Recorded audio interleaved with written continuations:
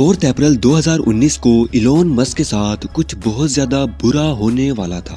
New York stock exchange पर सिर्फ 2 minute के अंदर टेस्ला के शेयर्स 11% गिर गए, जिसकी वजह से इलोन मस्क को $1 बिलियन का नुकसान हुआ। लेकिन ये तो कुछ भी नहीं था। CBS न्यूज की एक रीसेंट रिपोर्ट के मुताबिक इलोन मस्क को 2022 में तकरीबन $200 बिलियन का नुकसान हुआ, जो कि लोकल करेंसी में 16,000 करोड़ रुपए बनते हैं।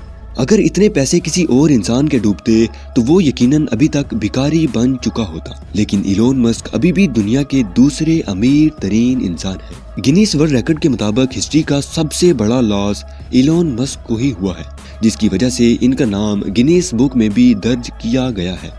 मेरा नाम है उबैद रजा और देखने वाले तमाम व्यूवर्स को एक बार फिर से खुशामदीद। नाज़रीन, आज की इस वीडियो में हम चंद ऐसे बिजनेस टाइकून्स के बारे में बात करेंगे जिनकी एक छोटी सी गलती से उनके अपने बिलियंस ऑफ डॉलर्स डूब गए और इनमें से कुछ बिलियनर्स तो अरबपति से भिखारी बन चुके हैं। तो चलिए शुरू करते हैं। नंबर 4, हर बार ये जरूरी नहीं होता कि आपको बिलियंस ऑफ डॉलर्स का नुकसान हो और आपका नाम दुनिया के अमीर तरीन लोगों की लिस्ट में शुमार किया जाए।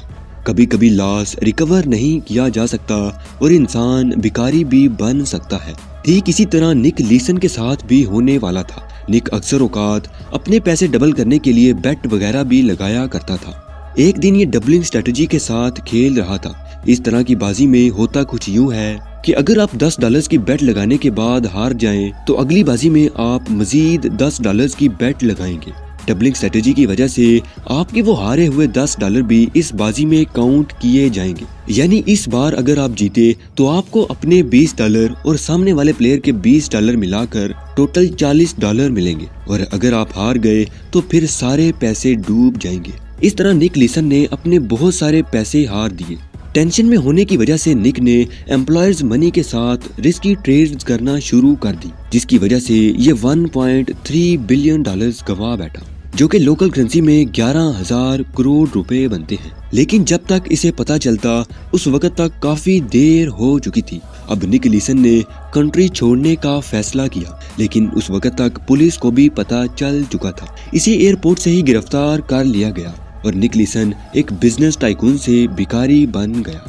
नंबर 3, 1994 में जॉन मैरीवेदर ने long term capital management hedge fund नाम की एक कंपनी बनाई। इसका कहना था कि इनकी कंपनी मार्केट में होने वाले टेम्पररी चेंजेस को कंट्रोल करेगी और इन्वेस्टर्स के छोटे मोटे लॉसेस रिकवर करके उन्हें प्रॉफिट भी दिया जाएगा।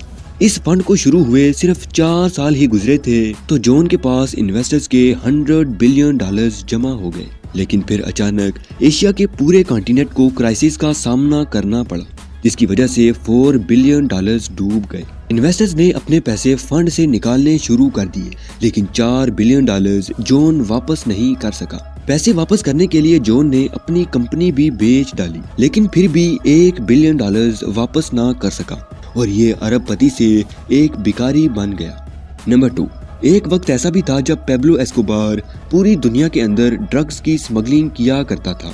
कोई मुल्क ऐसा नहीं था जहां इसका नेटवर्क ना पहुंच पाता हो, और ये धंधा करके इसने ढेर सारा ब्लैक मनी कमाया। अब क्योंकि पेब्लो एस्कोबार अपने पैसे किसी बैंक में तो नहीं रख सकता था, इसलिए ये बिलियंस ऑफ डॉलर्स बड़े बड़े गोदामों में दफना दिया करता था। इसके पास इतना पैसा था कि सालाना $2 बिलियन सिर्फ चूहे खाया करते थे और वो पैसे बिल्कुल जाया हो जाते थे। एक बार पेब्लो पुलिस से बचकर एक वेयर हाउस में छुपा हुआ था जहां इसकी बेटी को सर्दी लगने लगी।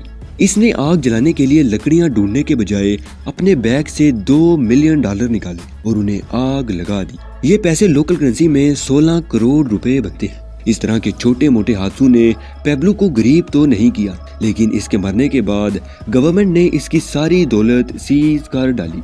और अब नंबर 1, 2018 में वारन बफेट दुनिया का तीसरा अमीर तरीन इंसान हुआ करता था, लेकिन एक दिन इसकी नेटवर्थ से तकरीबन $3 बिलियन डूब गए, जो कि लोकल करेंसी में 2,500 करोड़ रुपए बनते हैं। खैर, इस बिजनेस टाइकून के लिए ये लॉस इतना छोटा था कि इसे कोई फर्क नहीं पड़ा।